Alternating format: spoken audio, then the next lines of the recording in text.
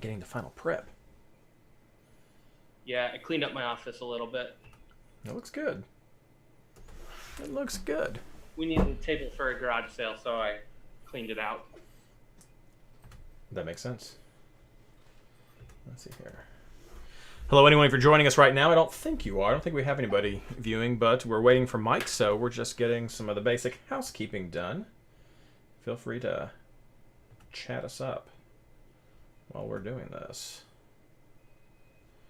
I'll need to... So, had you seen that trailer I sent you? Yes.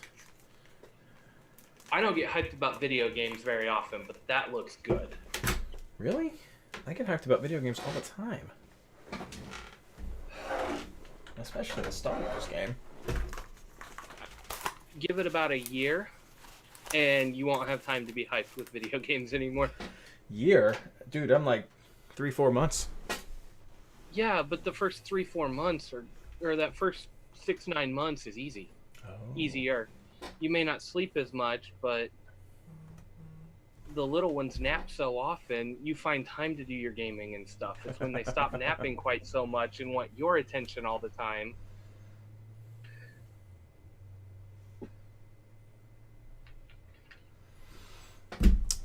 Mike's going to be a tad late. Let me get some social done, and then we can vamp before he comes. It may be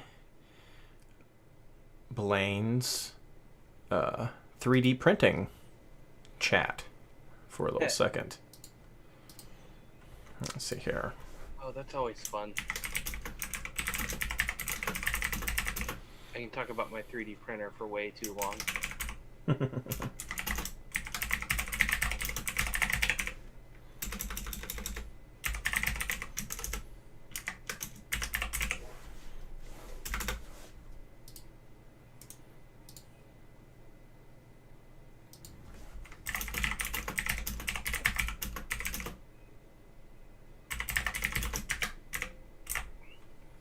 I even got like a forest green filament to print off the child.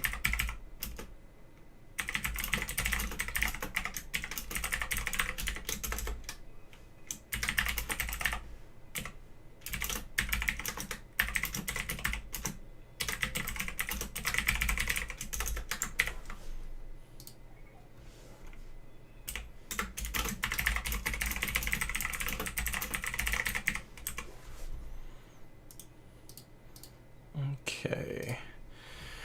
There's the post. People are tagged. Good times. Blaine, share the social first, then talk about your 3D printer.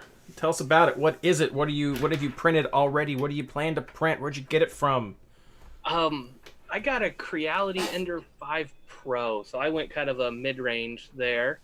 I do so much board gaming on the side, I just decided to do board gaming stuff. And I actually have an entire box that sits on my floor with like card holders, a bush for a game, like just I'm printing off all sorts of little game pieces. Because I'm that type of a nerd, but you guys could already see that from the wall behind me, with all the games up there. Barrels, I'm playing a Lord of the Rings game, so I'm just printing off all sorts of scenery and terrain for that game right now. But it's Sarah's aunt's birthday coming up on Saturday, and she said that her aunt would really love to get something Mandalorian themed. And since those items are incredibly hard to find, I'm printing off the child for her instead of trying to search one or hunt one down in stores or anything like that, or pay the insane markups that come after people decide to sell them. Yes. Ba, ba, ba, ba. Also, I got something new today. Oh, he leaves. Of course, everybody. He leaves. Nope. I found it. Oh. Ooh. Yeah. See this? I found my Funko for the child. So I pre-ordered. So my wife loves the child with the cup, which is why he's got his little cup here. Yeah. So I pre-ordered the one coming out in August. That's him holding the cup. That's the one that I have coming. So to go along with my little Mandalorian crew back there. And I think I'm going to get... I got this guy, by the way. I'll give a little plug right here for anybody who may be listening, which I don't think is anybody, but if you're listening to this later on, I got this from Big Bad Toy Store online. I pre-ordered it like 2 months ago, and I got it for a very reasonable price, which is basically what you could get them. It's like, I don't know, $30, $25, whatever they like. The regular price. I pretty much got it for the regular price, with a couple dollars for shipping, which seemed very reasonable since most of them are crazy on eBay right now. And I think I can still pre-order the heavy, and I think I'm going to do that. Yeah, I'm eagerly awaiting the Build-A-Bear announcement that the child is coming. What they had announced it that it was going to come out and all of that before COVID hit, and then it just died, and I haven't heard anything. And apparently, the first set of pre-orders they did, you pre-order, they shipped it to your store, and then you went to your store to get it. Those sold out in under an hour. So I'm waiting on a second round or something like that. Thankfully, one of my college friends actually helps manage the store, the local store. Oh. So maybe an inside connection there.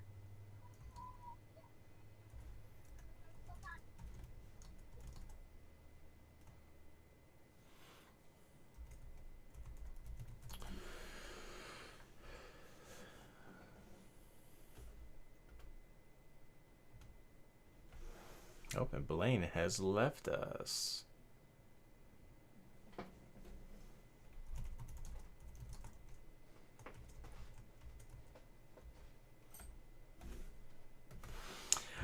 So, yeah, you guys know what we're going to be talking about tonight. We're talking about the MLS is back bracket. Waiting for Mike to get in because I'm thinking there should be some really good rants tonight. Blaine is back with us right there. So you are printing... So we'll just go ahead. Let's see it. Let's see if I can pull this cable. The cable's a little tight. So, I've got a backlight on there. You can kind of see in there forming. So I don't have much cable play in this spot, but it's all good. Here, if we turn the light there, I will make sure to post on Twitter once this gets done. But he is definitely coming together.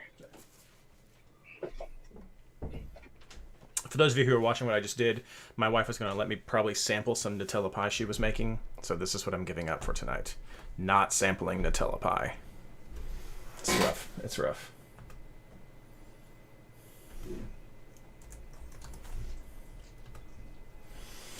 Okay, got the Reddit social, got the Twitter social. We're doing pretty good with social.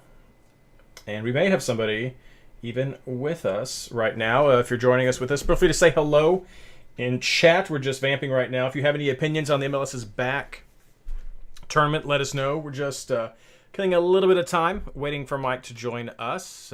We may get started in a few minutes. Giving just Mike he's running a little bit late. Got lots of stuff going on with his family, so I want to give him some time. Because we all know how great Mike is at ranting. Yeah, I'm sure Mike's got a good one for this one. So what about your trailer, Blaine? You want to share the trailer? Oh, yeah, what was even the name of that one? I went nuts. I don't go off on video games very much anymore. But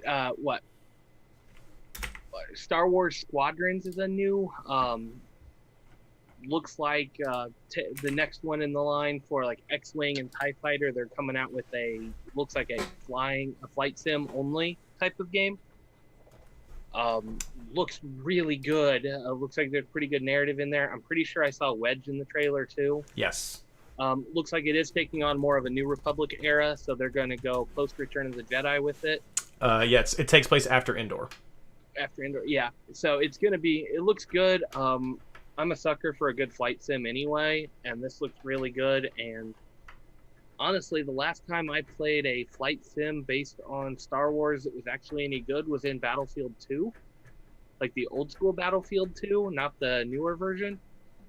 and before that, it was the old TIE Fighter X-Wing series of games. Those are the only ones I can remember. So, like, I'm super stoked about a new flight sim game coming out. Flying a TIE Interceptor around. That's one of my all-time favorite ships.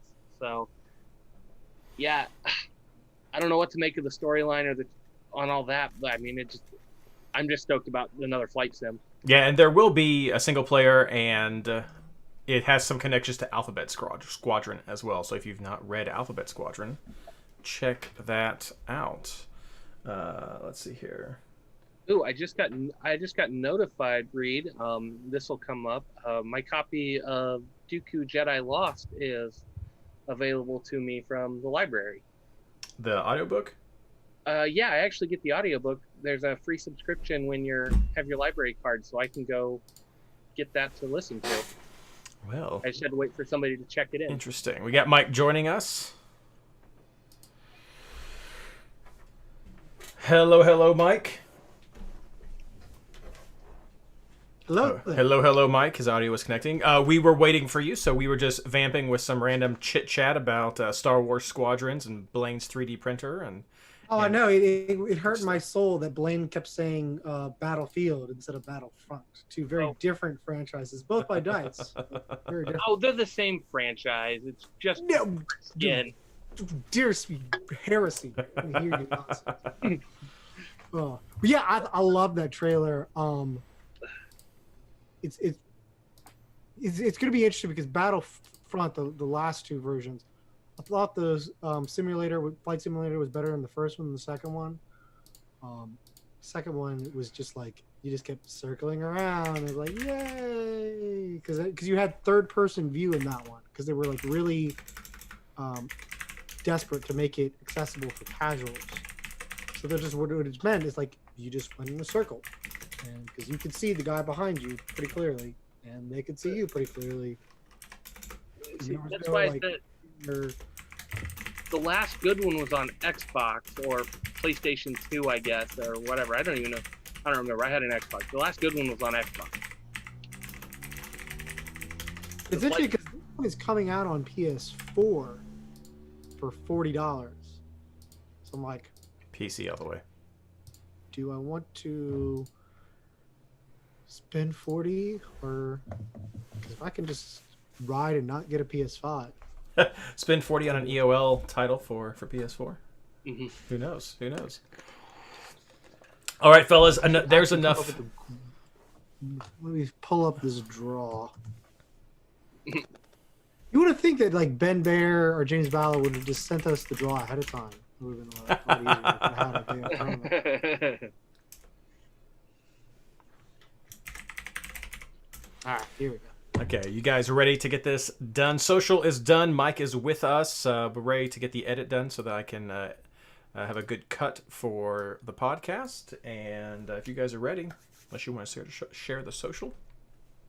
Oh, let me get my note sheet. Is this my note sheet? No, I need to get my other... Whoops. My other note sheet is right there.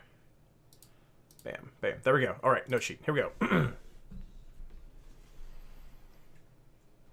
Hello and welcome everyone to episode 19 of the MLS Fantasy Insider Podcast. This episode is brought to you by the light at the end of the tunnel. The best light, because we're back. MLS is back. Wait, no. Or yes, is it? We don't know. But actually for tonight, no. This episode is brought to you always by MLSFantasyBoss.com and the amazing Patreon supporters of the MLS Fantasy Insider Podcast. You guys are awesome, and I got a quick little update for you all in just a few minutes. I'm your host, Reed Connolly from MLSFantasyBoss.com, and tonight I'm joined by my usual partners in fantasy, Mr. Blaine Riffle and Mr. Michael Denton. How you fellas doing? I'm good. Doing well.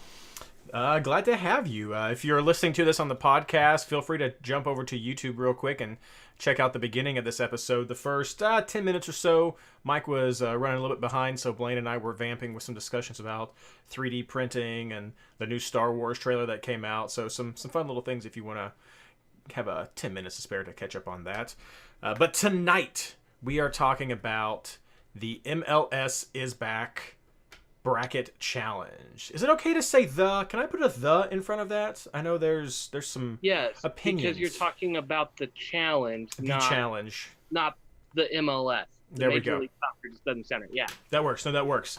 But before I get to that, I want to make a quick announcement for all of our Patreon listeners, and I'm going to make this at least a couple more times, and definitely you'll see it coming out on social a few times.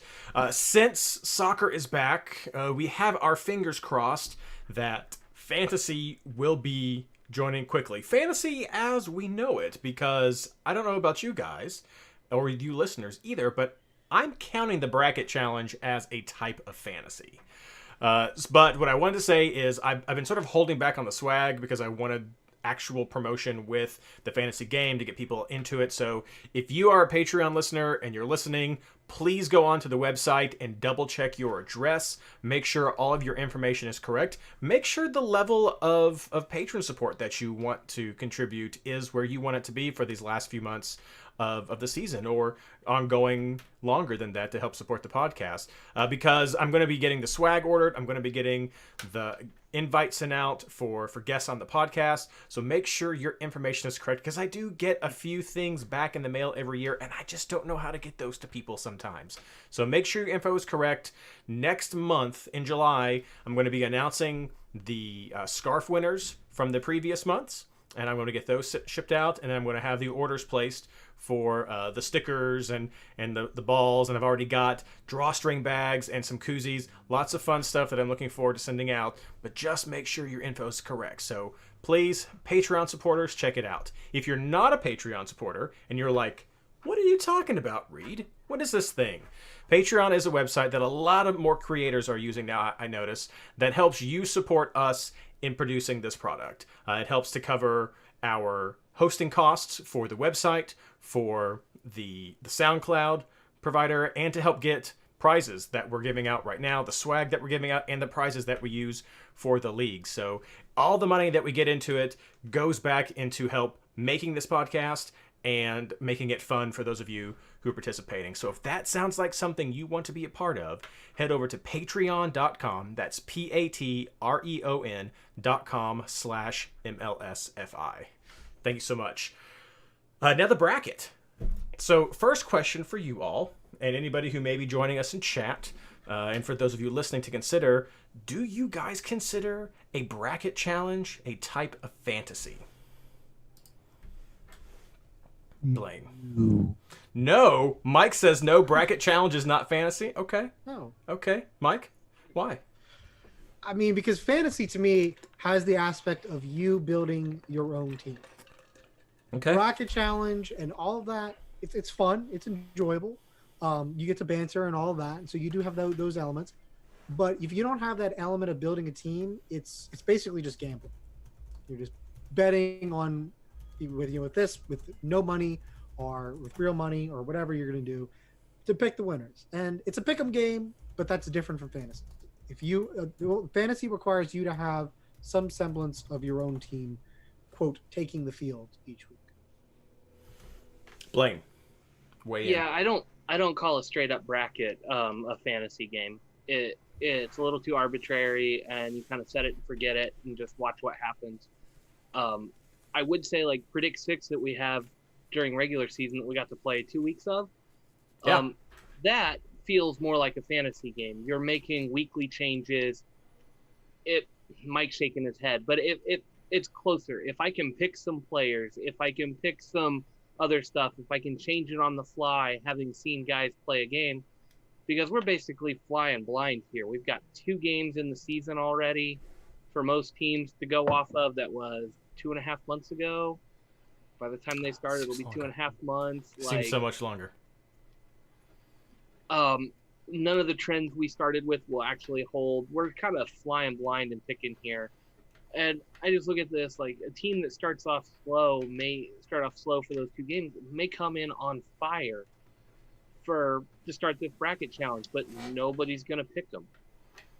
Like, who's really going to pick FC Cincinnati to get out of that group, which we'll talk about. Like, but what happens if they just what happens if they just come out on fire? They blow everybody's bracket up from the first thing, and there's no chance to adjust. There's no chance to go off of what we've seen or what we know. We just have to kind of pick something and go. So that I don't consider that a fantasy game unless you give me some weekly options to tweak my stuff and see how things go and round by round picks and predicting goals. That gets into a little bit more of a fantasy style game than just, oh, fill out your bracket and hope for the best. Sure. Okay. I get it. That's fine. That's fine. I will admit that this is not the fantasy game that we hoped for. We don't know if that's going to come. Let me be very straightforward about that right now. I've gotten several questions on Twitter about this. People specifically saying, what's happening with fantasy? What do you know? All I know right now is that we have the bracket challenge game and that there has been no announcement about actual MLS fantasy as we know it, as we play it, the classic game, version 3.0, coming back. So that doesn't mean it's not coming back. It's just we've not had that confirmation yet. So I don't know anything for sure right now, but I have been in touch with James Ballow over at MLS, and he says that when he knows something, he'll let us know, and he's offered to come onto the show to talk to us about that when we have more information. So we'll be sure to do that when we come back out. I'll also say right now that I am a fantasy inclusionist. Is that a real word I can use? We're going to go with it. I'm an inclusionist. I understand that this is not our fantasy game, but this is still a game. We can still play. We can still think of some stats. Maybe they're not as accurate as we would hope they would be, but we have ELO numbers floating around there that we can jump at. But you're right. At its core, this is a pick'em. This is a set and forget. From what we understand the tournament to be, there sounds like there could be some options, maybe not weekly, but at each round to make some new choices. At least I'm hoping. So let's just get into the details about the tournament. And our main focus tonight is who looks good. Who might you want to consider going with? Who do you like? Who do you not like? But also, we're going to talk about about the groups. And I think that's where the ranking is going to come in, and it should be fun because I know I've got some myself. So what is the MLS is Back tournament? If you don't know yet, you've probably been under a rock, but I'm going to go over it real quick with you all just to be sure because I love you. And I understand that lots of stuff's been going on, lots of craziness has been going on, and that's why we've been doing this podcast still, to provide an outlet for some good mental health. So if you haven't caught the news, or if you just haven't looked into it yet, you know a tournament's coming back, you're going to look into it, it gets a little bit closer. Here are the details for you. The MLS Back tournament starts July 8th, and it runs through August 11th. That is 26 days, match days, of soccer, and over 50 games are going to be played. 54 games, to be exact, are going to be played during this time. Where is it going to be played? At the ESPN Wild World of Sports Complex at the Walt Disney World Resort in Florida. Is that good? I hope you enjoyed that. I didn't. I enjoyed it. Thank you very much. Yeah, it's going to be played at ESPN, Walt Disney World, Florida. Should be a good time. Clearly, a lot of this has also been taken as part of the response to COVID-19, maybe hoping for some of the warmer weather, getting people down, trying to isolate as much as they can in quarantine. So that's what's going on. All of the teams are going to be there, 26 teams. Everything's being played in Orlando. There'll be a group stage followed by knockout rounds, and the group stages will count toward the regular season. So that's important. Also slightly depressing once we get to my group in a few minutes. There will be a pre-tournament draw to assign groups, which has already happened, and then the regular season will continue as normal after this tournament. So this is sort of a warm-up, if you want to take it, for a lot of these teams. Get back into the groove of things. Some of the games will count, and we'll see how this works. And with hope, fingers crossed, we'll get our regular fantasy game back maybe when the regular game starts, because this is gonna be crazy, guys. I mean, if we were trying to do regular fantasy right now, you couldn't breathe. This would be the kind of ranting, like, I already see some of the FPL people who are kind of like, wait, unlimited transfers, what's going on? Like, some of this stuff is just mind-blowing, but if it was, this is like forever rolling lockouts. That's what it would be. It would just drive people nuts. It would be tough, logistically tough to do this with our current structure. So that's the gist of what's going on with this tournament. So let's get into the groups. And there are 6 groups. Each group has 4 teams in it, except for Group A, which has 6 teams in it. The way you're going to choose who makes it out of the group stage is the top 2 teams from each group are going to advance, and then the 4 best third place teams are going to advance.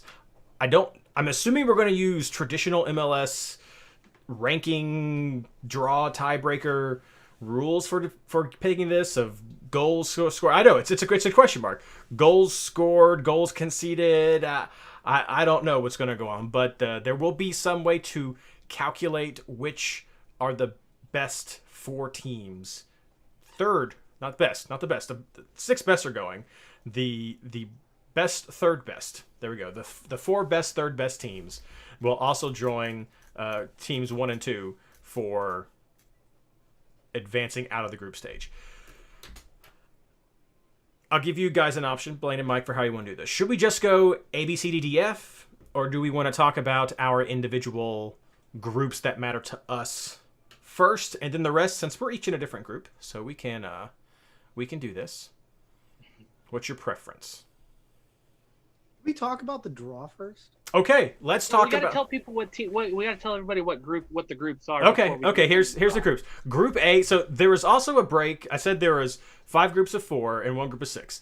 The conferences were divided up into East and West, and so there are 3 Eastern Conference groups and 3 Western Conference groups, and that's where they pulled teams from. So Group A, the largest group, has Orlando City, Inter Miami, New York City FC, or Philadelphia Union, Chicago Fire, and Nashville. Group B, that's Mike's group. Group B is Seattle Sounders, FC Dallas, Vancouver Whitecaps, and San Jose Earthquakes. Okay. Group C is Toronto, New England, Montreal, and DC. Okay. Group D is Real Salt Lake, Sporting Kansas City, Colorado, Minnesota United. Blaine's group. Group E, Atlanta United, FC Cincinnati, New York Red Bulls, and Columbus Crew. My group. And then finally, we have LAFC, LA Galaxy, Houston Dynamo, and Portland Timbers. This is how we were told the, air quotes for those of you listening to us in the podcast world, draw actually seeded these teams. So, Mike, what are your thoughts on the draw process? I don't know if MLS could have made a draw that looked more like it was rigged. like from top to bottom, because if you weren't on Twitter, if you're not super familiar with MLS, you just kind of play the game, you may not have picked up on this, but an hour before, it leaked that Inter Miami had drawn Orlando and was going to be the opening match of the entire tournament, which is really weird to have an opening match and an announcement of a draw in a group before the draw. So then at some point MLS was like, oh yeah, we just put Inter Miami into that group. Yeah, that wasn't accidental at all. Then the draw is Charlie Davies in his apartment. And if you don't know who Charlie Davies Which is, was he's awesome. an Time radio comment. And you could tell they literally had sent him a PDF with little cut the dotted lines around all of the team names, which he couldn't cut correctly, which made me feel happy because I always struggle with that in school.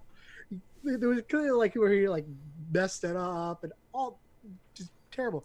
And then he put them into eggs, and all of the eggs had numbers.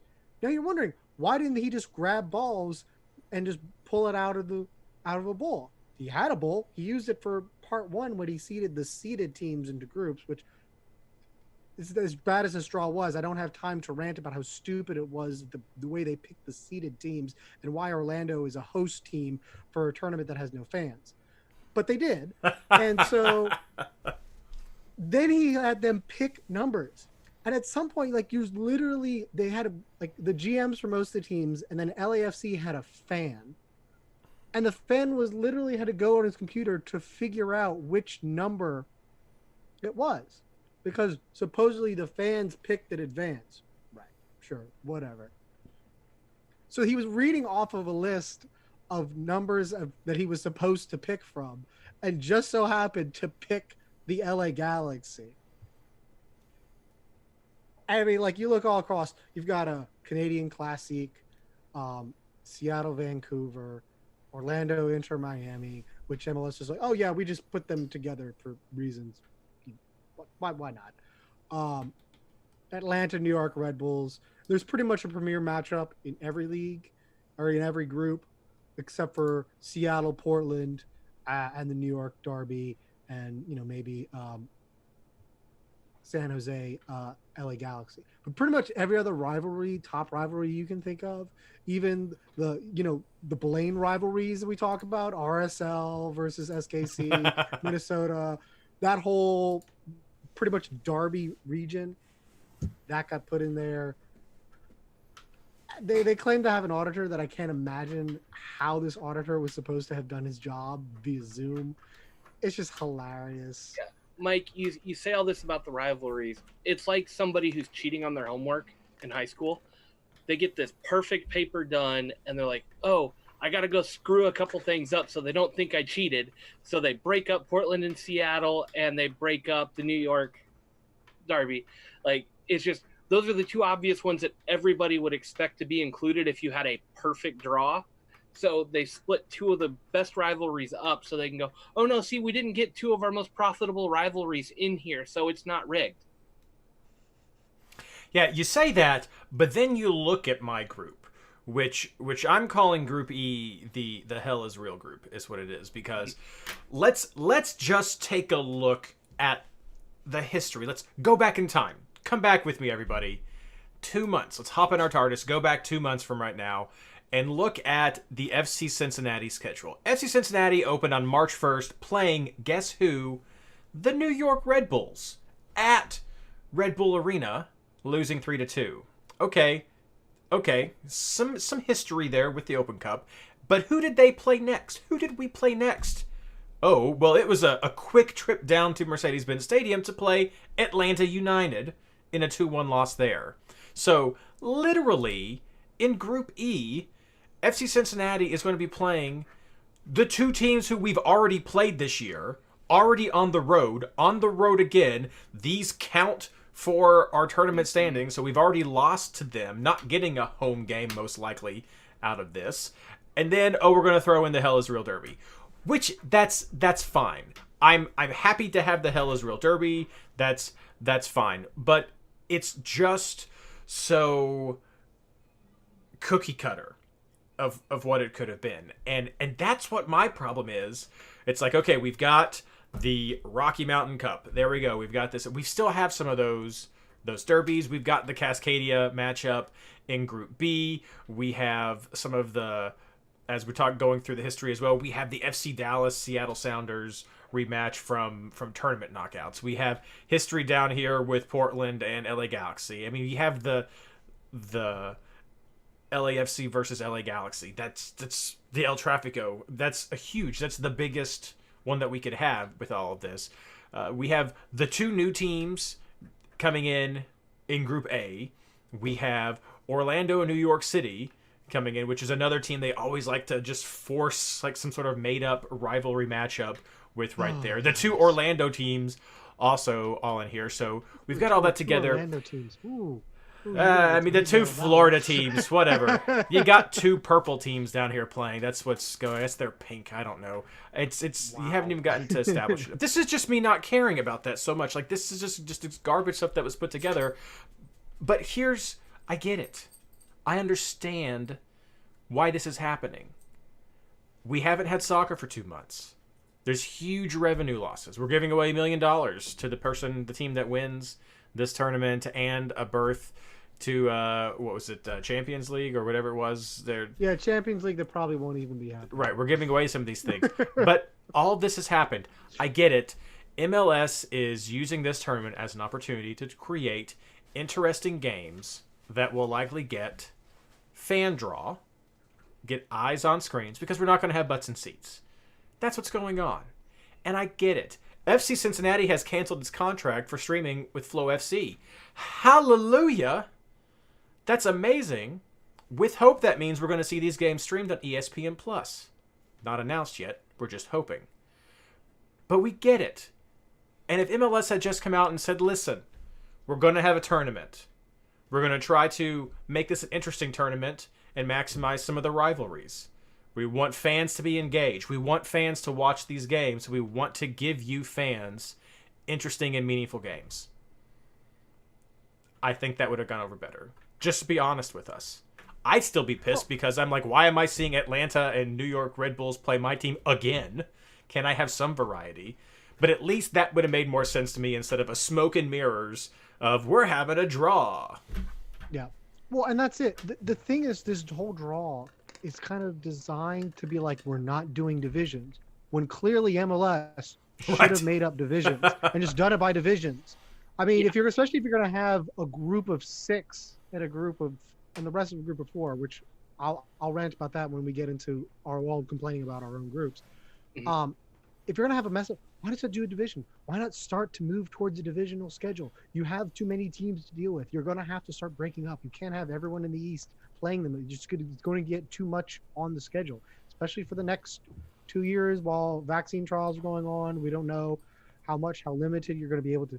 This was the time. Put in a division. Put in a rival. Have the New York teams. If at least you had done it by that way, but like, I can't complain. We'll play the New England. It'll be fun. It'll be entertaining. Who cares what'll happen going forward? And, it'll be entertaining for that. I'm fine with just making an entertaining tournament. I wasn't fine with like, we're going to pretend it's a draw, but, we have groups where everyone can't play each other and we're just going to put these 2 guys in a group because we want it. We're going to have a host team, even though there's no fans and we don't need to draw people to the arena. And we're not trying to give them I'm not as harsh as Mike is on some of this. Like, I don't care about seeded teams in a draw too much. Like, whatever, give us a tournament. But the moment they said they were going to count these games for the regular season, and then they do seeded teams in a draw, that's giving a competitive advantage to certain teams.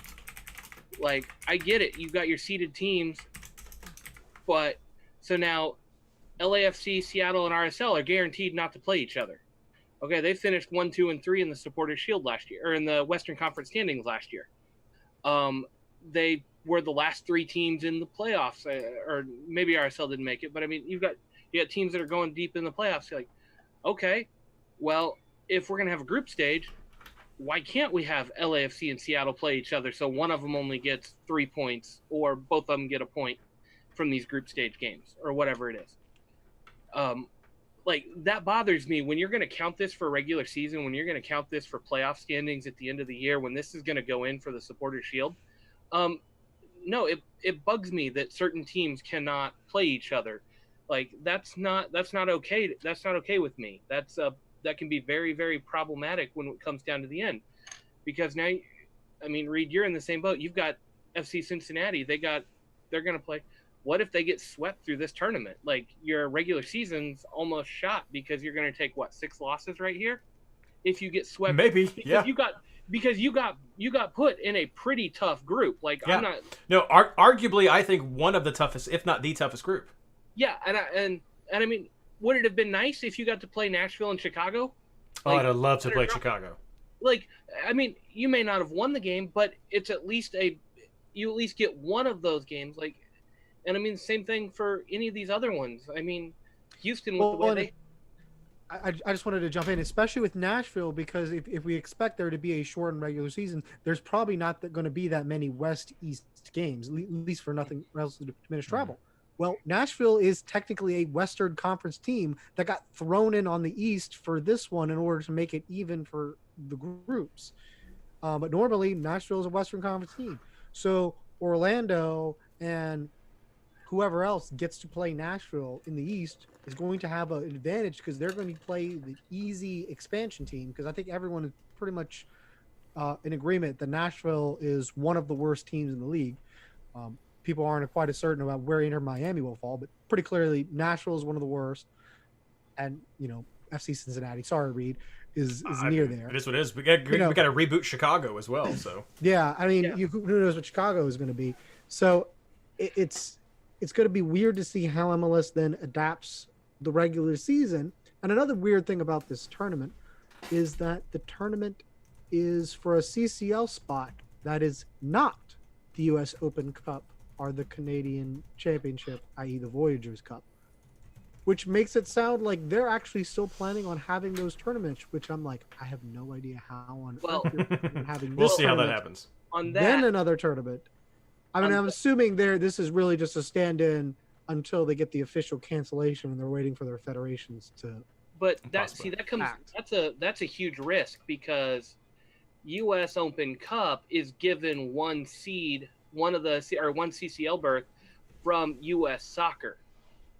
If that tournament doesn't happen, U.S. Soccer would have to give that berth over to MLS to then distribute.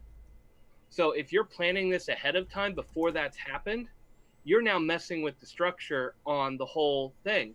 See, MLS only gets 3 berths a year. Now they've always get 4 teams in, but that U.S. Open Cup is its own entity, and it's its own berth given out by U.S. Soccer. So my thing is, are they going to replace the Supporters Shield or just not have it this year? Say U.S. Open Cup happens and they give a berth off of this tournament. Are they not going to give the Supporters Shield one, or are they not going to give the one conference finalist that doesn't win MLS Cup? Like, who's going? We'll see. I would assume that it would probably be a Supporter Shield berth, just because there's been so much just disruption within all of the leagues here. But let's not get down too much of a rabbit hole. Let's start talking about the groups and which teams we think have a chance to go in. And as we start with each groups, I've already given my little rant about Group E. I'll let you guys rant about your groups as well. Starting with you, Mike, feel free to give your rant about Group A and your thoughts about which 2 teams you think will advance and who is a candidate for third that might also advance. Okay, so Group A is the group that hurts your head. This is the group that's 6, and MLS didn't make any kind of rule changes to make it special for Group A. They just treated it like normal. Now, that wouldn't be that big of a deal if there were like 6 games and you played everyone. But Group A, everyone only plays 3 games. So New York City gets to play Philadelphia, Chicago, and Orlando. We don't get to play Nashville. We don't get to play Expansion Miami. Does that make a lick of sense? No. I mean, like, I don't understand how this structure was approved. This is just mind-numbing. Like, I think the only fair thing to have done would have been to say the 3rd team out of Group A automatically goes, and the 4th team out of Group A is linked in with the other 3rd place teams. I think that would have made a lot more sense. Would have been made a lot more interesting, but whatever. It's just poorly designed, and I understand you have a weird number of teams. MLS has a difficult thing, but this should have been more thought out. Even if you had, I would have almost preferred it if you had 2 groups of 3 instead of 1 group of 6, and just had them play less games. I don't know. It just seems like there are a lot of better, at least as far as a tournament goes. But the bottom line is that this is mostly just to play some regular season games and try to get some TV money. Or even split up some of these teams, like split up Nashville and Inter Miami, or even if Cincinnati, if you think those are your 2 bottom teams, and have 2 groups of 5, so that maybe they aren't as beat on. But sorry, no, go ahead. Group A. All right, so Group A. I mean, I think who knows who actually will show up. I think clearly on paper, New York City should advance. Obviously, it's 3. There's something weird going to happen in this group because not all the teams play each other. If you get one bad result, you can get in real big trouble in this group. But I mean, I think the favorites are New York City and Philadelphia Union. Philly was a pretty tough opponent last time. I think they should be better. I don't see much out of Nashville. I think they're one of the worst teams in the league. And this isn't as important to them. New York City lost their first 2 games in the regular season, so they absolutely need to take this group stage seriously, because if they have a bad showing, they could be putting themselves in deep trouble for playoff berths. I think your other team, the 3rd place team to look out for, is Orlando. Orlando does have a favorable draw. The next after that is Inter Miami. With the talent they have, it's just a matter of whether or not they can coalesce. We'll see how this off-season with the shutdown will affect teams. One of the things that's kind of interesting in this group is that most of the teams have new coaches. I think Philadelphia Union is the only one who has their coach from last season. Now New York City has most of the same players, but new coach always have their own little nuances that they're trying to put in. So, I mean, I think the favorites clearly are New York City and Philadelphia Union, with one of the Florida teams advancing. But yeah, this is going to be a group where if Chicago can get like a draw and a win, all of a sudden they're going to be in the conversation. I'm just going to see how it develops. This is going to be a group where something weird is going to happen. But just looking at it on paper, that's the best I can do. So I want to jump in here because it's really weird how they drew these games. It's like they broke the group in half of 3-3, and you play everybody in the other half of the 3. So Orlando, Philly, and Chicago all play Miami, New York City, and Nashville. Like they all 3 play the same games. So you've got like a 3A and or an A1 and an A2 in this thing. I don't know. This group, I'm curious how Miami's going to do. If Miami's as good as they were advertised to be and can gel, or with everybody else coming off, like your number 1 and number 2 are New York City and Miami because they play Orlando, Philly, and Chicago, and Orlando and Chicago are the weak teams. You get 2 weak games, and that's if Miami's good. Orlando and Philly both have to play Miami, New York City, and Nashville. Good Miami team, good New York City team, who we should all kind of consider to be the favorite coming out of this. You get one slough-off game with Nashville, but the Miami game's going to be a tough one. If Miami's good, like, this is such a weird group that I don't think it favors anybody but New York City because, Miami's a team to watch in here. If they come out firing, it's going to be bad news for other teams. It's probably Philadelphia Union, who I think got screwed more than anybody in the entire draw because they finished 3rd in the Eastern Conference last year and got passed over for a seed because Orlando got the host. So I see this a little bit different. I think New York City will make it through. I think that's it. But I think that even though Philly had a rough start to the season, a loss to Dallas, and a 3-3 draw against LAFC, so they've put up some goals in that game. I think Philly has one of the easier looks through here. Playing Miami, playing Nashville, those 2 expansion teams. Miami, people are still wondering what they have, but I think Philly's got a good shot at being one of the top 2 teams. I think New York has a great shot at being one of the top 2 teams. As Mike obviously knows, New York put a lot of stock in the Champions League at the beginning of this season, so they had a lot of rotation in MLS in favor of doing well in Champions League. That's not a thing anymore. So I think New York will be able to take advantage of its depth and really put out some quality soccer, some quality players. And even though that is one of the hardest lineups, I mean, it's the same lineup that Miami has, but Orlando, Philly, Chicago are teams that, and Nashville has it too, are the MLS established teams. So that's the hardest match anybody could have. I think New York will be able to take that. I think New York is maybe going to be on that bubble, though, for number 3. I could see Philly taking the number 1 spot here, and then I could see maybe Miami or Chicago pushing for that too, just depending on how they're lined up. I mean, Chicago has that advantage of a Miami and a Nashville as well, so they might be able to do something and get a 2. And just because of the way these, you're right, Blaine, how the 3 games only are impacting us, I think that's going to leave New York maybe on the bubble of trying to be the 3rd place team just because they have a harder run. If New York just comes out gangbang and Philly is struggling, I think they're going to be in that 3rd place. But one of those teams, I think we're looking at Philly and New York being debatably the number 1 team coming out of here, and if they're not number 1, they're probably going to be number 3 just because of the way the games are lined up with Chicago and Miami pushing Philly for that New York spot. City game is going to be the big decider. For sure. At this stage. Absolutely, for sure. I mean, if they draw in that game, then I could easily see them having the same record coming in, maybe 2-1, coming in there 2 wins and a draw, and them being 1-2. I think that could work too. But you're absolutely right, Mike. That Philly New York game will likely decide who comes out number 1. And it'll also kind of depend. It'll be interesting to see how Nashville plays. I mean, because if Nashville just gets blown out, that can make a big difference in goal differential, which I'm assuming is going to be a tiebreaker that's going to be relevant Right. here. All right, let's move on to Group B. So it sounds like we're pretty much in agreement that New York is likely going to make this through. New York, Philly, and would you guys say maybe Miami or Chicago would likely be a number 3. Are we just counting off Orlando?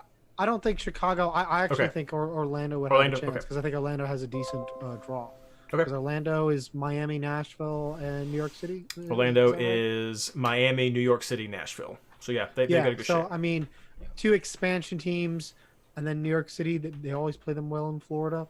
So I could go with that you- with Chicago's rebuild. Yeah, I could go with that. Yeah. yeah, I mean, I mean that for Orlando, I think you can go in that expecting we can get the wins against the expansion team, Mhm. and then get a draw against New York City, and that'll probably be good enough to advance. Yeah, Reed, I think mine is New York, Philly, Orlando, with Miami being a wild card that could slot in anywhere from 2 to 4, depending on how they play.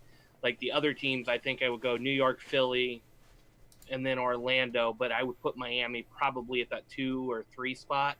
So Philly gets in over Orlando, and Orlando's going to be the team out. I'd say Miami's going to be better than them just by what I've seen from them so far, and on paper I think they've got the more cohesive team. Yeah.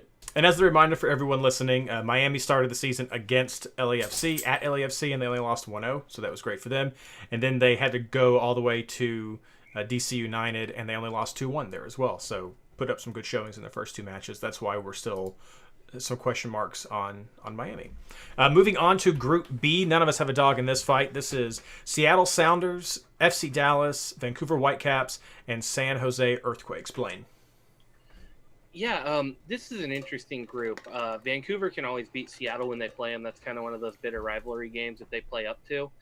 I think this is going to be kind of a somewhat of a wide open group. I think Seattle's got to be your obvious favorite, being the seeded team and coming in here and just not knowing what these other teams are going to do. San Jose has been playing that man marking system a little bit. If they bring that out coming off of like a preseason type, that may do wonders for them. I still don't trust Vancouver very much. I would probably put them as the worst team in this group, but again, they can still do some damage. They've got some quality players there. If Dallas picks up kind of where they were at last year, Dallas should be your number 2 team, if you ask me. So I'd go Seattle, Dallas, San Jose, and Vancouver just based on what we know. I do not think a third place team is going to come out of this group. Whichever second team, which I'm banking on Dallas, I think this is going to be one of those where they pick up some significant wins, and the third place team they may get a win against the 4th place team or 2 wins against the 4th place team, but that's about all they're going to get from this group. I don't see this one being heavy on draws or anything where one of these third place teams is going to jump up. I think your dog wants out. No, we're working on it. She's being a jerk right now. So I'll jump in and let you wrap this one up, Mike. I agree. I think Seattle and Dallas are going to be the 1 and 2 in this bracket. I think it comes down to Seattle. How do their veterans and how does Ladero perform? And I think Ladero will come back and do well. So I think they had that history to deal with this kind of schedule. I think Dallas has some quality. They are going without Gonzalez as their keeper right now to see how that domestic violence charge ends up. So we'll see what happens with their defensive unit. But I think Dallas has a lot of skill that they'll be able to fall back on, and that will help them. And I think Vancouver will get third. And the reason I think that is San Jose plays this man marking system, and I don't know if that will serve them very well in this kind of World Cup-esque style little rest tournament that seems like they're going to be asking a lot out of their players over a short period of time, and that could be just frankly exhausting. So I'm not sure, but that's why I think San Jose will likely be third or be fourth in this. And I think, if I'm remembering correctly, weren't they one of the last teams to even come back to any kind of organized team training? Yes. So I think there's a team that seems to rely on fitness as a key element to their strategy. A lot of hope that players were able to keep that fitness up on their own, which may have happened. They're professionals. May have happened. But I know I have not kept up with my exercise regimen over these 2 months as I had hoped for while working from home. So we shall see. We shall see. Mike, anything different about Group B? No, I think the only thing is I'm probably a little bit more bullish on San Jose's chances than you are. And it's really just it's to the man marking, just because that tends to throw such a wrench. If San Jose can get the requisite energy out of their teams, I think they could throw some teams for a loop and maybe get some points. What concerns me about San Jose is looking at last season.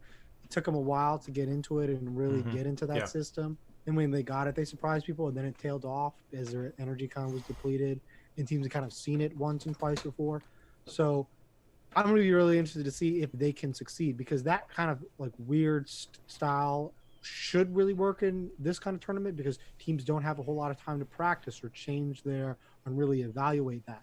Now, maybe the coaches can really, over this next month, prepare the teams for it and be able to handle it. But it's just kind of a weird wrinkle that I think gives them a shot at getting to third. But I do agree with, I think Blaine said this, that this seems like one of the easy teams that doesn't get a third place team in the next round. All right, let's move on to Group C. Also, none of us have a dog in this fight either. Toronto, New England, Montreal, and DC United. Mike, what do you think of this one? So this is an interesting group. Obviously, you have the Canadian Classique with Montreal and Toronto. I think Toronto is the clear favorites, Eastern Conference champions in the playoffs, and with how much success they've had in knockout tournaments, both in MLS playoffs and in the Canadian Championships. I think they're the number one seed. The next part is really, by talent alone, it should be the New England Revolution. Montreal Impact doesn't have Piatti anymore. DC United doesn't have Rooney. They haven't really replaced him. You can tell both of those teams, well, I don't know about what Montreal is thinking, but DC United was probably looking for a summer replacement, which they probably won't get. But to me, the real curveball here is Thierry Henry. Montreal did look pretty good, or a lot better than we expected, the first few games in the season, both in CCL and in MLS with Thierry Henry's coaching. So can Thierry Henry kind of pull some rabbits out of the hat and get them to second? I don't know, but I think he could probably get them into the third place conversation. So that's kind of the real interesting wild card, but I think the favorites are the Revs and TFC. Can Thierry Henry pull a rabbit out of the hat? Will they get second, or will Mario Balotelli come in and save them all? Oh, yes. Stay tuned for the MLS is back. Balotelli. Do it. Sign him more today. Voiceovers. If you think that MLS Fantasy Insider needs 100% more voiceovers at random times, at me on Twitter. That was fun. I'll bridge it again and let you wrap it up, Blaine. I agree. I think Toronto is the clear favorite here. So much is going on for them. They can draw on some of that raw power. Pozuelo is going to be a huge force, I think, for them. I agree that I think New England has the best talent on paper. I'm really interested in that game because Montreal beat New England 2-1. And we were just saying New England has all this skill. So I think that's going to be a fun rematch. Some of these rematches, like in Group E, are just annoying. But I think that will be a fun rematch because of everything you were saying, Mike, and what's at stake for this. So, I think it'll come down to what happens in that Montreal-New England game because I think Toronto is going to run away with a lot of this. And I think DC is a bit of the wild card with what's going on here. They did beat Miami, but I mean, we're hoping most people should beat Miami, but it's only 2-1. So there was definitely some worry about DC here. I think number 3 is going to be a toss-up between Montreal and DC United. So that's going to be a tough one. So I think Toronto and New England will make it out of Group C, and that the likely third place team will be Montreal. I think DC is going to fall out. Blaine, take us home. See, I'm going to be the differing opinion here. Do it. Hands down, New England's your favorite in this group. I look at the rosters top to bottom, and I go, I like New England's rotation a lot better. Bunbury and Pania can switch out. You've got Bo and Carlos Gil, 2 really good guys there. I think they can carry it, but it comes down to the manager. Bruce Arena has been a World Cup manager. He's played the stage games. He knows how to manage his team. He knows how to carry this. Greg Vanney is not. And Vanney's also dealing with an older squad overall. You've got some older guys. This is going to be one of those compact schedules. where you're going to be playing a lot more games in a shorter time, and you're coming on preseason style of play. I do not trust Toronto's roster to be able to play. I mean, I think isn't this going to be a 6-game set for each team? They're going to play a double with each, so you're going to play. No, they're playing 3 games. 3 games. They're all playing 3 games, and I think that this is an advantage for the older players because people like Josie, people like Bradley, all these guys know how to pace their bodies over a World Cup style tournament like this, and so I think that's going to be an advantage for them. Does Josie really know how to pace his body? And see, I don't. He's seen people do it. He's seen people do it. He's seen people do it. I don't know if he's done. And again, this is Michael coming Bradley in, will give you. This is coming in with that preseason mentality. Older guys are more likely to pick up one of those non-contact muscle injuries at times if they're not in full fitness. You've got everybody coming into full fitness. I don't trust the Toronto roster top to bottom here because of some age, and then I think Arena knows how to coach into this style. So I'm going to give my nod to New England here. I think Toronto's your clear number 2. DC's my dark horse in here. They could finish anywhere, I think, from number 2 down to 4th place. It really depends on how well they gel and what happens here. I feel bad for saying it, but I don't know that Montreal's got enough firepower to get through this group. This is a pretty tough group to play in, and I don't know that they will get there. But I could see it going New England, Toronto, and DC being one of your 3rd place teams that does make it into the knockout rounds. All right, I just feel like I have to say something. The last time Bob Bradley coached a group stage was when the United States lost to Trinidad. I don't know if I'm going to say that Bob Bradley is a genius. Bruce Arena, whatever. They had their interview this weekend. I'm mixing them up. But Bruce Arena is, I don't know if I would say he's a master of the group stage. In fact, I'm pretty sure most of the time the U.S. underperformed in its group stages while he was a coach.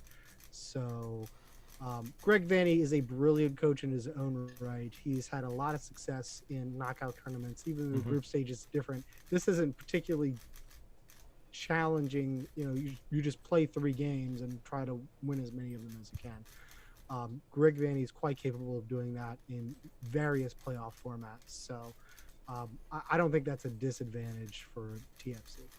So I'm going to give Blaine 1 point for bringing up Bruce Arena, which is a great point to mention, to have a quick little conversation there about coaches. And then I'm going to give him 10 points for correctly pronouncing Carlos Heel after being off for 2 months and not saying that name. So kudos and congrats. It's the beer talking. There it is. Moving on to Group D, Blaine's group. Start us off, Blaine, with whatever rant you want to give, and then give us your thoughts. No, I want commiseration. Felipe Gutierrez is out for the season with the knee surgery.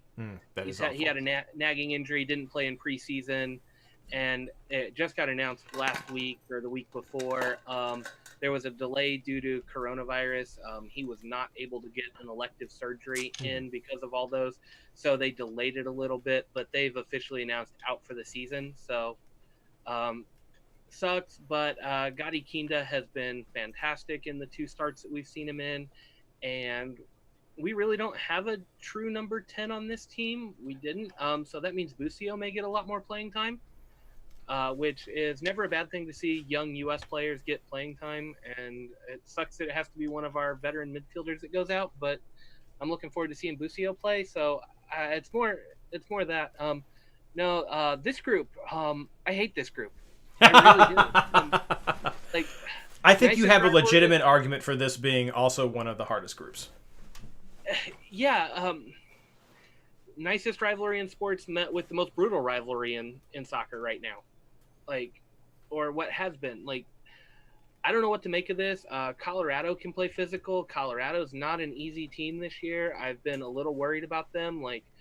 This one's wide open. I know Sporting started the season really, really strong, which makes me want to put them up there. I do believe Minnesota and Sporting are going to get out of this one. I think in this scenario, defense is going to be what wins you games a little bit more. And so I can see both of these 2 teams riding that defense out. They've got some playmakers going forward. But if they don't concede many goals throughout the group stage, they're definitely going to get out of the knockout round okay. And so that's kind of my pick. Positioning is either way. I will not call this one. I think Minnesota's probably got a little bit better roster top to bottom, but what I've seen from Kansas City going forward just in the 2 games we saw is dynamite. Gadi Kinda is fantastic. One of those names to keep an eye on when the fantasy season comes back, especially since Gutierrez is out. He's going to be one of the key starters coming in. But really, this is one of those groups that I don't know if a third place team would get in there, but I could see there being a handful of draws. I mean, I could see half the games in this group going to a draw because these teams are just that well balanced. This is a rough one. I know RSL's played some defense first. Colorado's kind of that wild card. I don't know what they're going to do. So I'm given the other groups, I want to say a third place team will get out of here. I think a third place team should get out of this group, but given the way these teams match up, I don't know that they're going to put the points up to get out of this group. No, I see that. When we look at it, only 2 third place teams are not going to get out of it, so you've kind of got to look at where those go. And I think this one's going to come down to it. A third place team should get out of here, but if a couple of games in other groups go the way they want, Vancouver, if Seattle or Vancouver is as bad as we expect, or in the next group, if the third place team in your group, Reed, doesn't show well against the 2 top teams, that would be good. But if a couple of these teams start stealing points, the third place team here is going to really struggle to get out of the group.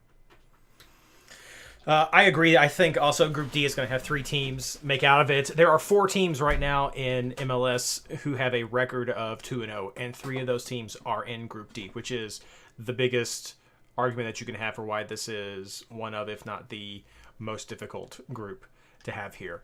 That being said, I think those 3 teams are the ones that are going to advance. So I think Sporting Kansas City is going to make out as number 1. I think they're going to go very far in this tournament. I like the way they've looked. I think Minnesota is going to be number 2 coming out of here. They had a fairly difficult opening round. They at least played within their conference. They started out with Portland, won 3-1 on the road. Then they went to San Jose and won 2-5, a smashdown, a complete destruction of San Jose on the road there. So I think there's a lot of great stuff going on in Minnesota, and that will make Sporting Kansas City and Minnesota 1 and 2. I think Colorado will take the number 3 spot. They did beat DC in their opener, and then they went over and beat Orlando. So not the most difficult in both out-of-conference games right there, but I still did like what I saw with Colorado, especially compared to Real Salt Lake, which is just kind of struggling a little bit. So I think that's the easy 1, 2, 3 right there, and those 3 teams will make it out. Final thoughts, Mike? So I think this is one of the groups where you can kind of see any one of these teams being the 1 seed, kind of depending on how it works. This is probably the most even group out there. The way I see it, I've got Minnesota as the 1 seed. I think they were the most consistent looking at last year. Number 2, I have Colorado. A lot of young players. Blaine did talk about earlier about concerns with the veterans and how their bodies. That's not going to be an issue for for Colorado. They're really hungry to prove themselves. They'll want to be trying to get into the playoff spots. So I think they'll be really motivated. So I think they will be able to get to number 2. Sporting Kansas City, it's still an older team. I'm just not impressed with their talent overall, so I don't think that they're going to be able to make it. RSL, we kind of talked about their struggles. They just don't seem to have the talent, I think, to match up. So I really think Colorado, in a short term like this, can surprise people and get to number 2. I don't think the third place team out of this group makes it out. You have to pick 2 groups where the third place team doesn't make it out. And I can see a lot of draws and low-scoring games out of this group. And I can really see whoever's the third place team just struggle to have enough points. Like I can see them easily having 2 points and just not being able to make it because everyone else has got at least 1 win. Okay. I gotta ask. Like, you don't see a lot of talent here with Sporting. You don't like what you see. Did you watch the games? I mean, 7-1 outscored their opponents so far. Pulido and Kinda both have 2 goals already on the season. Like, those are 2 guys that came in off of preseason, immediately made an impact. I get where you're coming from. Like, I could see them getting tripped up. Like, I'm not trying to challenge your positioning. Just did you see the way these guys played and how much they scored? Yes, it was against Vancouver on the road and then Houston at home, which are teams we have question marks on. But I mean, the two new guys immediately came in, and I mean, we've got 2 goals from the new guys already, and I'm thinking there's a couple of assists in there as well. At least one. Keane just got an assist and 2 goals, and Pulido's got 2 goals already. And an assist. Yeah, they've each got an assist. So, I mean, that's pretty big so far just from the new guys. We'll see. We'll see. I think it's going to be... I just don't put much stock in week 1 wins against Vancouver. That's fair. No, that's fair. Very fair. Moving on to Group E, you've already heard my rant about Group E. The quick summary is Cincinnati's already played 2 of their 3 games, the first 2 games of the season. Columbus is just sort of a generic third-place game right there. So for me as a Cincinnati fan, it's just like, I would have rather had a bracket that had Nashville and Chicago in it, just because that would have been more fun at least. So, but coming out of here, Atlanta is still definitely going to be struggling not having Joseph Martinez, I think, with this. So I think that Columbus has an excellent shot at coming out as the top seed. Even though they were just 1 win and 1 draw. They drew 1-1 against Seattle. They beat New York City FC, which is having some rotations. So maybe not the hardest of starters for Columbus.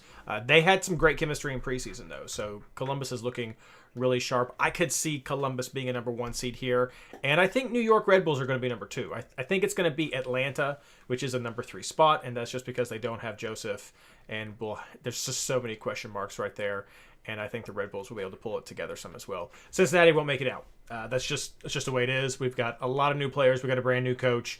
And a very tough bracket, I think. And it's not going to be pretty for the boys right there. Mike. Yeah, I mean, I think the real question for this group for me is how Atlanta manages to fare without Joseph Martinez. Who, he's out for the season, recovering from his ACL injury.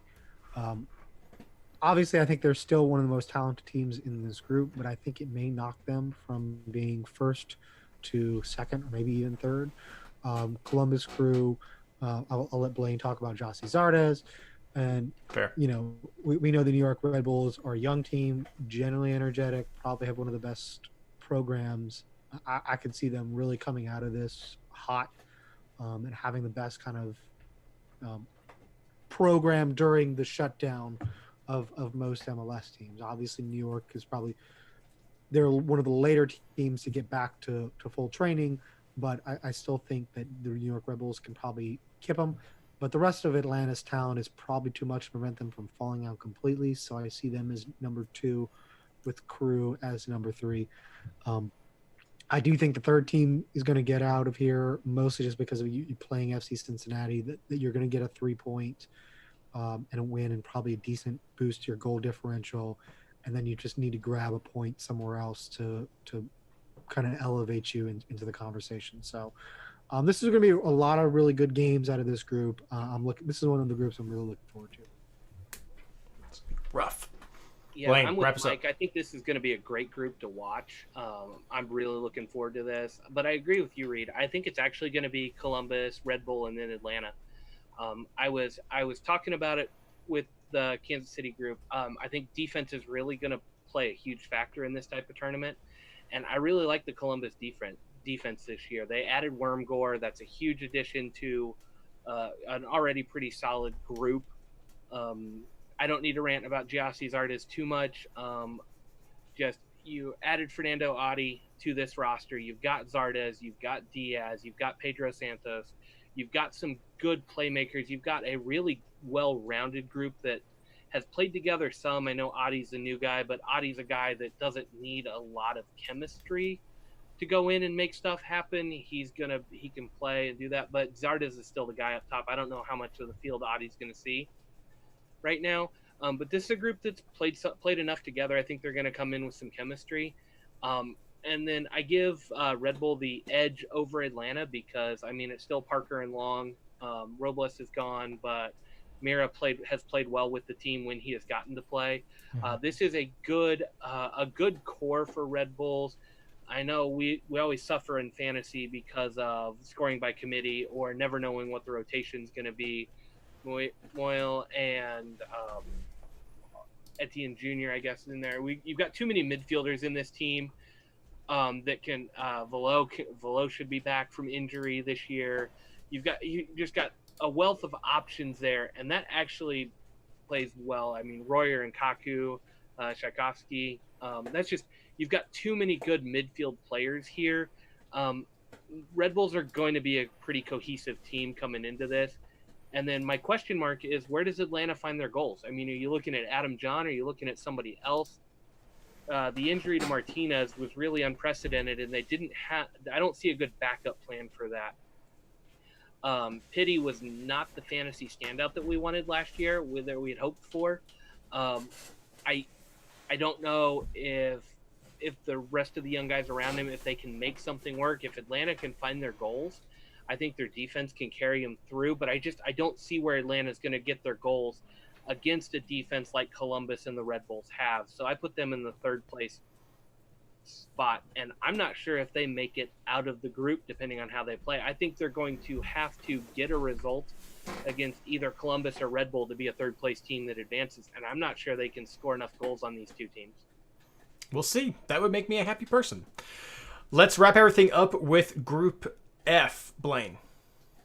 Yeah, they had to give us El Tráfico. I mean, of course. It had to happen. Did y'all see the LAFC fan was like, no, it's not El Tráfico. It's the LA Derby or something. It deserves a better name than that, to poor Susanna Collins. She's like, oh, are you looking forward to El Tráfico? It's not El Tráfico. She did a, Yeah, this is one of those groups. I think LAFC is gonna get out of here. I don't think they're gonna get tripped up. I think they'll win all 3 games. After that, it's a feeding frenzy. The Galaxy on paper probably have the second best team, but I'm not sure if they're gonna get it. Houston will play up for one of these games and throw fits for somebody. I could see them giving fits for the Galaxy just the way those two teams match up. I'm actually, as much as I hate to say it, I'm going to say Portland's going to get the number 2 spot, with the Galaxy being the number 3, and probably a number 3 seed that can advance. I think there's going to be a couple of draws in here. I think Galaxy will hit that 4-point mark and be able to get out of this group. But yeah, I think Portland's just going to come in and get that number 2 spot. Valeri and Blanco together is just a solid force. And hopefully, with all the downtime in the offseason and everything, Portland's found a way to fix their defense up a little bit. And those guys are playing a little bit better. I mean, they can't be as bad as they were last year. I'm 2/3 with you, Blaine, right there. I think LAFC is going to easily come out number 1 in this group. And I think Portland is going to be a fairly solid number 2 as well. It's all going to come down to LA Galaxy and Houston Dynamo. And I'm not sure if LA Galaxy is going to be able to make it. They already drew 1-1 against Houston at the beginning of this season. So that could bolster Houston's just their spirits when they play against LA Galaxy. So I would not be surprised if LA Galaxy get knocked out in the group stage and finish 4th. Or if they become a third place team that doesn't make it. Yeah, my interest here is whether or not Chicharito really cares about this tournament. Chicharito did not have a great debut to MLS, so it'll be kind of interesting to see what motivation he has for this. I think LA Galaxy might be able to make it, but I see them losing. I don't know which order of the games they have. I can see them losing against LA, FC, and Portland, and then needing to win against Houston and needing to get some good big goal differential. I'm just not sure that's enough, but I think if you can get a win, I think you're probably in good shape to try to get a third place seed. So I can see them making it. I've already told you which two groups I don't think will have a third place team. So I do see LA Galaxy being the third place team and making it out. But if Chicharito comes in flat and they just get decked by LAFC, they could be in real trouble. I think the El Tráfico game is going to be the second game in this bracket, because I think if you make it first, then that just starts out with too much and doesn't give enough fans something to look forward to maybe keep their interest for the first week of the games or so. And if you make it last, if either of these teams is already, well, if LA Galaxy is already out of it by the time it comes down to this last game, it may be hard to get viewers again. But I think if you put this game second, no matter what happens, if one team's won one and one team's lost one, that's going to make this game all the more important for watching. That would be some scheduling shenanigans, because in any group stage format, team 1 plays team 2 for the first game of the group. That's just like they would be reorganizing the games to fit TV ratings, which I wouldn't put it past MLS, but that would be some shenanigans. El Tráfico should be the first game of the group, according to how everybody sets up one of these group stage schedules. El Tráfico is going to find a way to be in the middle of the tournament on a prime time weekend night. Yeah. Whatever that means, it has to be. Yeah. It'll be. Like we were talking, since we're kind of through the groups, I was going to say, go back to Group A. I was just looking at this, and we were talking about all this. 4 points, solid number for a third place team to get out. You think? 4 points with the tiebreaker. Yeah, four points will get you in the conversation for sure. So that's where it comes into Group A. I think Group A is going to get a third place team out of here for sure. Because if it goes really well, if it goes really bad, you could have, let's say New York City sweeps is our favorite. They get the full 9 points. Philly beats Miami and Nashville. Miami beats Orlando and Chicago. You've got a second and third place team both on 6 points. You cannot, I don't think it's possible to have a 9, a 6, and a 6 in a regular group in a 3-game set. If two teams, if you get a third place team with 6 points in Group A, they are getting out of this tournament, or getting out of the knockouts, or to the knockout round for sure. And it is a definite possibility that the third place team will get 6 points in Group A and get out. So that may be the saving grace for being in a 6-team group. You get that 6 points because you're playing, it's an unbalanced schedule and all that. And you could have a group in either side, neither one of the halves get that 6 point mark. And that's going to be enough to get you out of there no matter what happens. Even if you're third place, 6 points will get you out of here. And I definitely see two teams ending on 6 points, or 3 teams ending on 6 points or better. All right. Well, all the fun starts on July 8th, so that's in just a little over 2 weeks. So I hope this discussion has helped people when they start thinking about their teams. We don't know when the bracket's going to actually open up, but head over to the MLS Bracket Challenge website to go ahead and sign up for the email notifications for when you can set your bracket, and then we would likely won't come back and touch on this topic again. This was just a little fun episode since MLS is back. Next week we will continue with wrapping up our best MLS Fantasy 11 of all time for the 3.0 fantasy era, and then after that we'll see what people want. If we have information from James Balla, we'll have an episode that touches on the return of fantasy, or what we're definitely going to be seeing. We may not have that. But we'll see. We may just put out some fun episodes as well, do some Star Wars episodes, or do some board game episodes, just to keep some content out there for you all. For real, I know we get a couple hundred people who listen to this usually during the week. Let me know what you want to hear, because we want to put out content that people want. If you want us to take a week off, let me know. We just want to know what content you're interested in, especially our Patreon supporters. Let us know what you'd like to hear, and we'll do that, because this is just for some fun until we have more solid information about fantasy. So that's all that we have. Final closing comments tonight, Blaine? No, I'm glad MLS is coming back. Mike? I am so ready to actually watch some sports. I've been trying to watch NASCAR when I can, because I'm like, I need something. Rocket League. Go in there, find out some of those esports. I'm too old for the esports. That's the generation behind me. I have been watching broadcasts of people playing the Star Wars CCG card game back from the 90s and early 2000s. So that's just still being played. That's what I've been watching. Nice. Yes, no. Again, if you're a Patreon supporter, please update your information so we can get that ready to go before swag starts going out, and you can be sure you're entered in to get those prizes.